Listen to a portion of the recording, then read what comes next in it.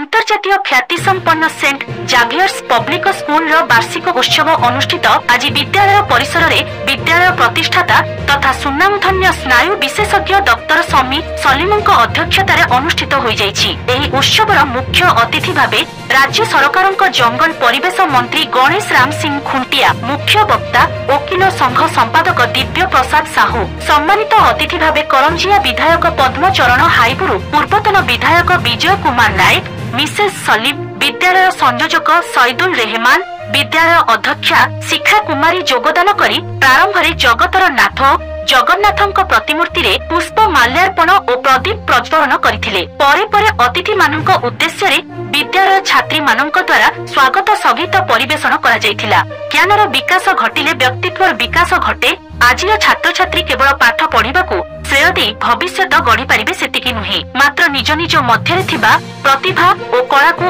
आदरी मध्य आगामी भविष्यत निर्माण और परिचय सृष्टि करि पारिबे बोली अतिथि माने परामर्श देइथिले। सहकारी शिक्षक सुधांशु शेखर नायक अतिथि परिचय, अध्यक्षा शिखा कुमारी स्वागत भाषण और वार्षिक विवरणी पठन करथिले। अतिथि मानक द्वारा पूर्वरु अनुष्ठित विभिन्न प्रतियोगितार कृति प्रतियोगी को पुरस्कार बंटन करा जायथिला एवं विद्यालय उपाध्यक्ष महेंद्र कुंवर धन्यवाद अर्पण करथिले। परिशेष रे छात्र छात्री मानक द्वारा रंगारंग सांस्कृतिक कार्यक्रम अनुष्ठित होइथिला एवं बहु अभिभावक और दर्शक एही कार्यक्रम को उपभोग करथिले।